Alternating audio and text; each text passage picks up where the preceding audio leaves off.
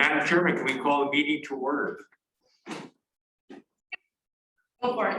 It's all you. So called. All right, we'll start with a roll call. Pryor, Here. Donahue, Elliott, Burr, Here. Pengilly, Here. and Rayburn.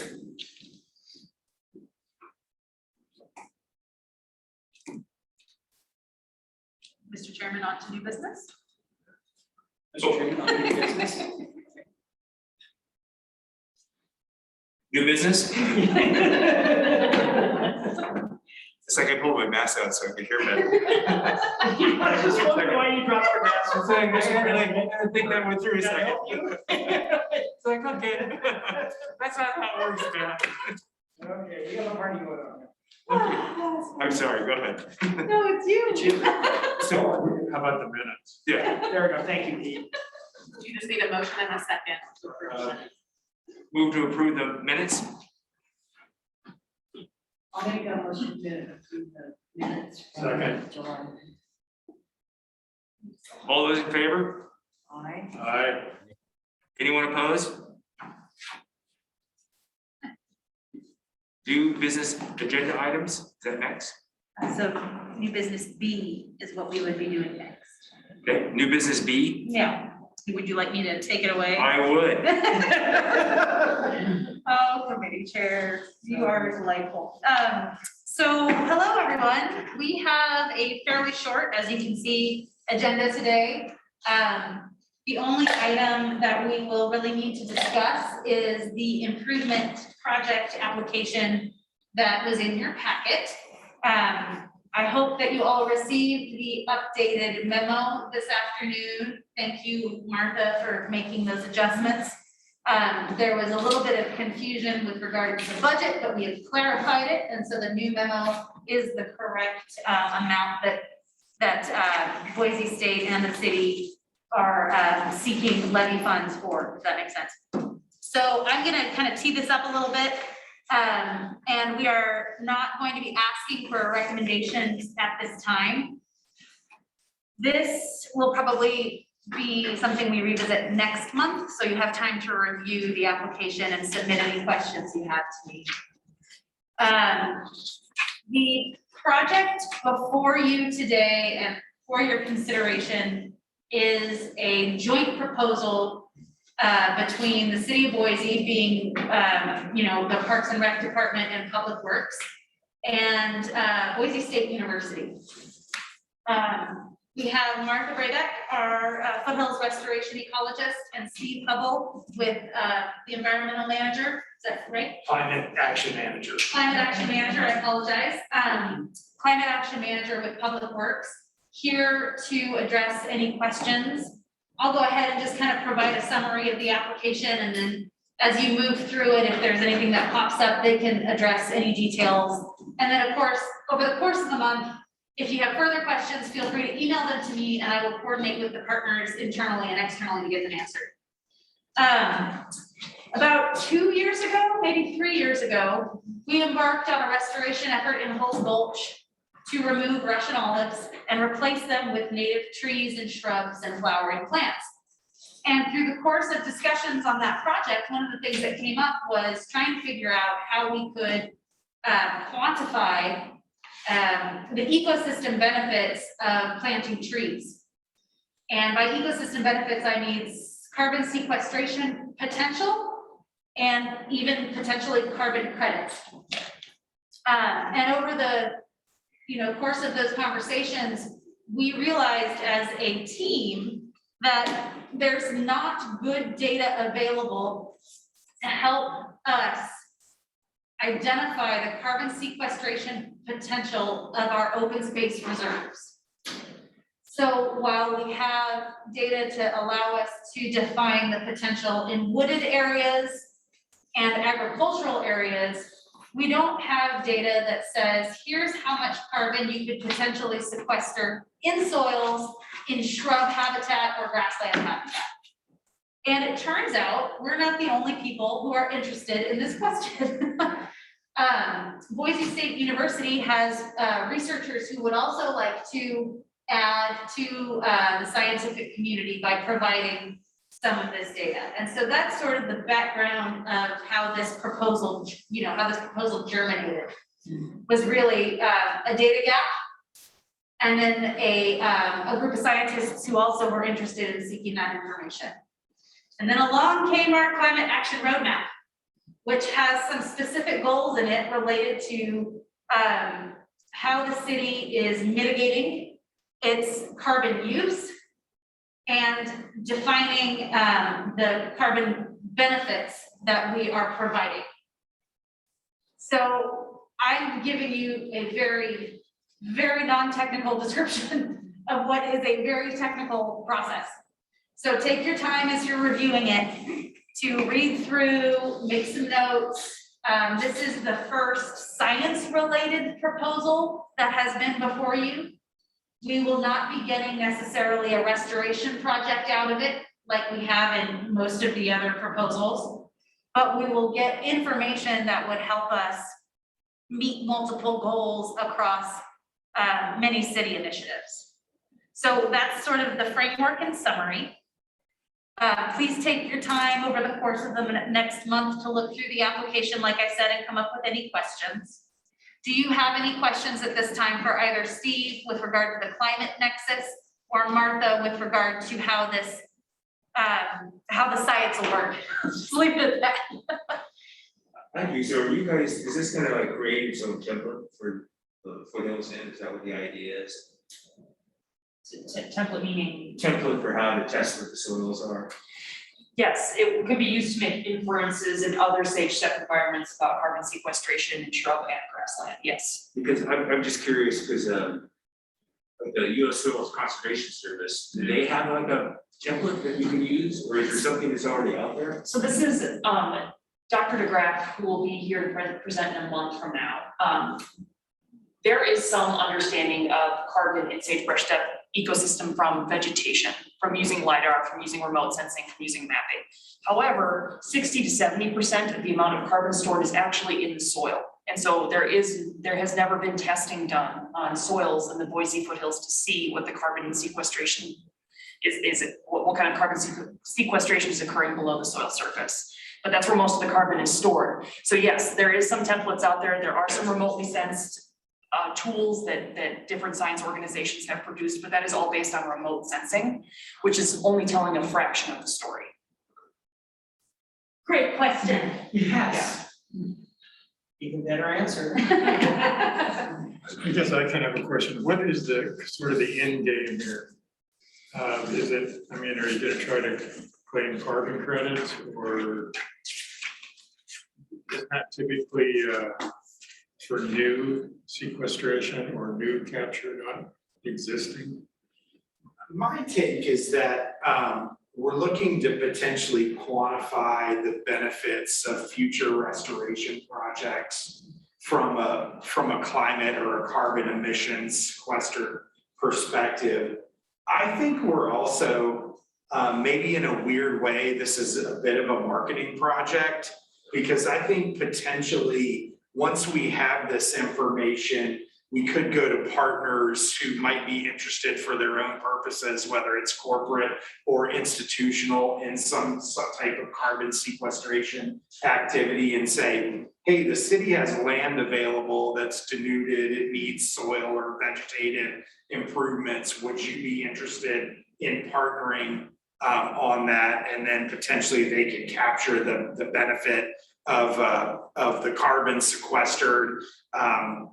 Certainly going to the process of actually getting formal carbon credits approved is probably pretty far down the road and certainly complex in and of itself. But my hope is that we can help to answer that scientific question and then potentially generate support for either preservation or restoration activities. In a lot of ways, we talk about these ecosystem benefits in sort of a esoteric fashion.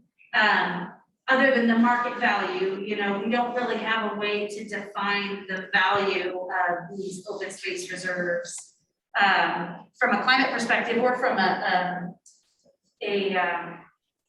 credit potentially perspective. So this would be laying the stage for some of defining those ecosystem benefits with a quantitative, with numbers. So you qualify for then, some corporate entity wanted to use carbon offsets. This would allow you to insert how much offsets they want, they can plug it into this project here. Potentially, yes.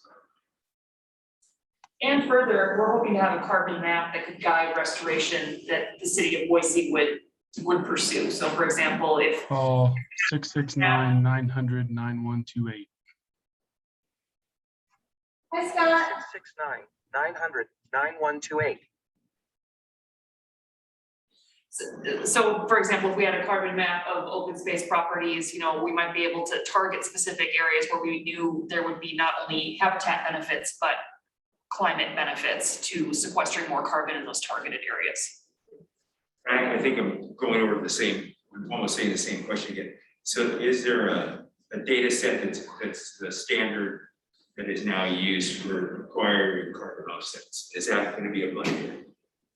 Not that I'm aware of. No, that So doesn't there's no exist. like, general data set for the whole country or the world? There isn't. So Park City recently did a carbon map using remote sensing. And that's something I've looked at their webpage quite a bit. So if you Google Park City carbon mapping, you can see what they've done, but it's all based on, what type of remote sensing imagery you have available. Sure, I understand. Who's doing the analysis. So as far, to the best of my knowledge, there's not an existing carbon sequestration map. Which is why you'll see a significant in-kind match from BSU, because they're also interested in to have this information, yeah. So that just real quick, Martha, I know you remember the details of the budget more than I do. Yeah. But I believe that the ask will be 120. No, the ask is for $103,000. So the ask, the direct costs to us would be 123. Public Works would provide 10, Parks and Rec would provide 10, and so the ask from the levy is $103,000. And the in-kind match from BSU, Is 38% of that total cost, I believe around $60,000. thank you.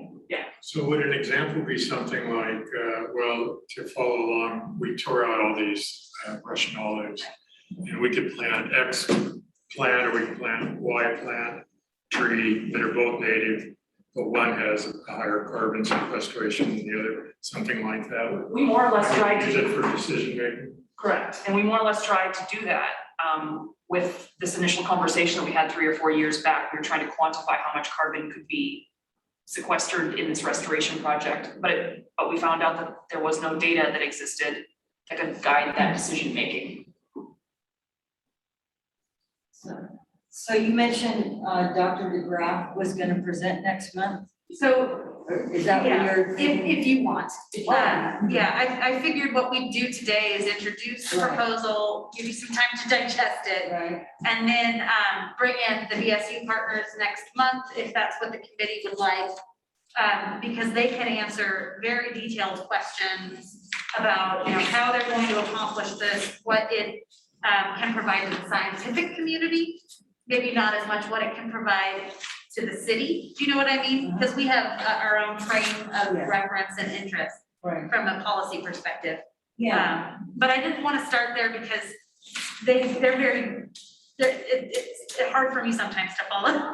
yes. They're scientists, right? Well, that's what when, in reading this, I was thinking, gosh, voting on this would be kind of hard. I want to have a better understanding of everything Sure. going on. Yeah. So I'm glad to hear that. Well, and we can defer, you can defer a decision, for a subsequent month if you need to, if you feel like as you're reading through it, you really want to hear from Mariana DeGraff, Dr. Mariana DeGraff, have her come in and talk about what they're gonna do. But I think and even have Steve and Martha come back and kind of take that science information and again, kind of pivot back to how it's useful for the city Right. and for like its what- residents. Like off of Pete's question. Right. From this data, this is what you can do, and this would be the benefit, because then Right. it'll help support why this would be good to use levy funds for that. Right. Okay. Yeah, at the end of the day, I think the takeaway for now is the proposal before you would allow us to identify a carbon sequestration potential for the soils of the Boise foothills. if, let's say we were to get carbon offsets, would those be then applied to the foothills and stuff, and then not to the department as a whole? Because since we're using dedicated funds from the levy, wouldn't it have to be in kind then back to the funds that we've put up? I mean, that could be a recommendation you could make to council. I think the carbon credit Or does it go in the general budget? options are so far kind of out that it would probably be a separate decision-making process. But again, none of that could happen if we didn't have this information. So this is sort of like the baseline that we would need in order to build on describing those ecosystem benefits and maybe capitalizing off of those ecosystem benefits. Or finding new and diverse ways to pay for open space protection in the future. Yeah. go ahead. And Sarah, I think it might be a two-phase process as well. You know, first of all, we'd want to get credit for as the city for the work that we're already doing with restoration and just count that. And there's not necessarily a financial component to that. But then if there was other interest or a broader range of projects, then potentially it could evolve to that sort of transaction model. Yeah, this is heady stuff. Yeah, the value of carbon is a huge issue nationally, internationally, and it's bouncing all over the place. So it's really hard. And at least for us to describe, right, Kind of like a casino almost, because people bet on what the value of carbon is. does anybody on the video virtual call have any questions? I guess this might be addressed better next time, but I was sort of curious about the reporting of the data that was being collected. You know, it says it's going to be reported to us. It'll obviously be used for scientific publications, but I was wondering how available it was going to be to, you know, other land managers or decision makers or folks in the city as it's coming in to make various decisions before it's a full data set. So. I think if I understand your question correctly, you're wondering, you know, how will this data be used outside of the city and the university utilizing it? And how readily will it be available? Like over sure. what period of time will it become available to folks within the city and outside of it? Yeah. Following the term of the study, once they have collected all of their data and have, you know, for lack of a better term at this point, a constant, right? Like this is the potential of carbon. Then we would probably report that through our climate action roadmap, which is a annual report. It would be something we would be adding to our America the Beautiful campaign as well. And we have an interagency management agreement with all public agencies that own property in the foothills, and they would have access to that data. So it would be on our website, it would be subject to public records requests if people wanted, you know, more information, because should you recommend public funds be used and should council approve and comply with that recommendation, all of the data would be public. Thank you. Well, along those lines, I've dealt with contracts with universities, not the issue. There's always the question of intellectual property, who owns this at the end of the day, and it's always kind of a. Yeah, and Mr. Chairman, I think we'll work through those details with the agreement with Boise State on this forward, so, because I agree with you. And it always takes a long time. Yeah. And it may be that we would have to wait for it to publish. Results from it. Yeah, I don't know. Because I would think they'd want to part of the methodology. Scott, any questions on your end? Yeah, sure.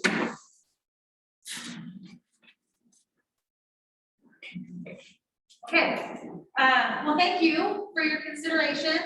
Again, if you have further thoughts, questions, you know, ideas on what you want to hear about next time we meet, like I said, we'll bring in our BSU partners. They'll be available, and Steve and Martha can join us again. Love to have you. Mr. Chair, if you don't mind, I'll just move on to committee updates. Okay. Okay. The only update I have for you right now is we did receive the results of the Rich to Rivers midterm pilot program survey. And they were very favorable in terms of continuing with each pilot program at each site. And as you will recall, this is Lower Hulls Gulch, Polecat, Around the Mountain, and Bucktail Trail, and the new, was it Two Prong? The one that parallels it. The one that parallels it, yeah, that's a pedestrian only trail. It works really well, I've done that. Yeah, we got really great feedback through this survey. And today, a newsletter is going out to people who have signed up for Rich to Rivers updates, letting them know that the survey results are available. So if you go to the Rich to Rivers Facebook or webpage, you can see all the comments, all the results. And okay, great, Chloe will also send it to you. We are getting, 70, 80%, I guess, happiness ratings. with Now that's approval. something I can't think of the right word. I like that. The only one that was a little iffy was Polecat, but we had over 60% of folks like it the way it is. So we decided to not make any changes at this time. You'll notice that most of the people who provided comments were the folks who were not necessarily pleased with the pilot management programs. But kind of taking those comments in perspective with the yes or no, do you like this graphs, we determined that at this time, in the middle of the program, we're going to continue on course. We'll be doing another survey at the end of the pilot management program, asking people whether or not we need to make this permanent. So there'll be additional opportunities for public feedback. And I'm sure, following the survey, the release of the survey data, we'll probably get some additional public feedback as well. But bottom line is, most people really like these management strategies. They're serving their purpose in improving safety and reducing conflict by separating loose. So we'll see what that means for us moving forward. The other update I have is the Hawkins Range Reserve. The trail and trailhead contracts have been awarded, and we will start construction of the trail and trailhead probably in the fall, with an expectation that that area will be open for public access and enjoyment in about a year and a half. Mr. President, I just want to, committee members, I just wanted to reiterate what Sarah said. I'm glad you brought it up too on the comments as you read through the updated surveys. It's just interesting how all the comments do not mirror what the results of the survey are, which is really odd. So if you read through the comments, which I have done and obviously Sarah has done, it's those that are speaking out against everything. So, and there's a lot of them. But when you look at the actual data, how people voted, it's, as Sarah said, it's clear that people are supporting this to continue forward. The vast majority. Because when you read the comments, they're all the ones that hate it and don't like it. So just keep that in perspective as you look, it's a balance. Because we can't read the comments. Absolutely, yeah, Yes, we yeah. published everything, full transparency. And we had a response rate of 1,600, which is pretty good. I mean, I think what our zone is really good. We did a survey for the rezone and 440 people took it, Yeah, which is beautifully a bigger deal. yeah, just want to make sure that we're all eyes wide open and understand, because if you read the comments first, you'd be like, oh, this is never going, obviously this is not moving forward. Yeah. Until you see the results of how people actually voted. So they just don't match up, which isn't uncommon. I think it's in a lot of the surveys that we provide, because you're giving people the opportunity to comment if they're going to, particularly if they're not happy. There's very few in there that I read that were really, really pleased. And they're amazing, there's several that have no idea still that we were in a pilot program at all. So that was kind of interesting as well. But please read through those so you have an understanding of the direction we're going to be proposing. Okay, and those are all the updates I have. Are there any questions for me?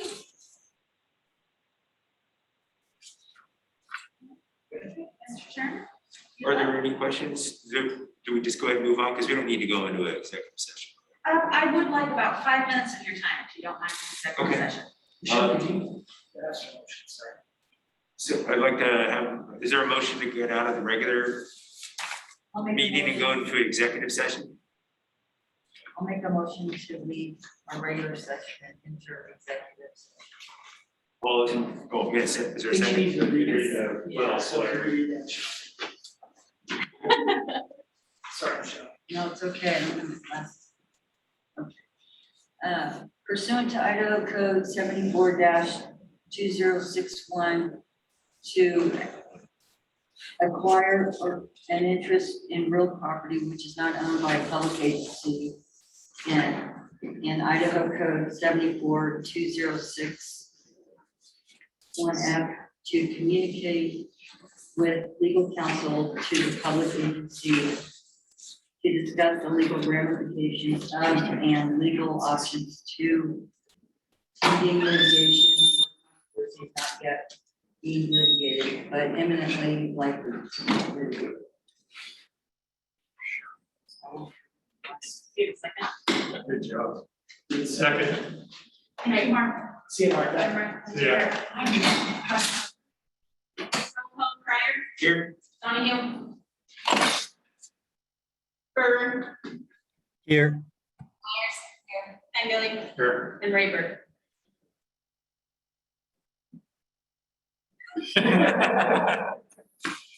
move that we go out of executive session. Wait. Second, Good job. All right, quick roll call, Crier, Here, Donahue, Elliott, Byrne, Here. Myers, and Gilly, here. and Rayburn, we know your name. Here, we're tough. I'm sorry, I thought of something. Remember the Golden Eagle Audubon Yeah. Society project? Did you, bring that to council? So we wrote a memo to council with your recommendation. We didn't receive any negative feedback. So we are moving forward with negotiating an agreement next week. I think so, yeah, you agreed to come to the meeting. So good. Yeah, so we're moving through and what a memorandum of understanding would be to figure out how to do it.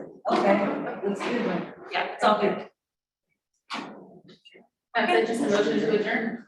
I'd like to make a motion to adjourn. Second, Great. It's a great way to do it, right? All those Aye. Yes. All those, all those in favor? All those in favor? aye. Aye. Aye. All those opposed? Meeting is adjourned.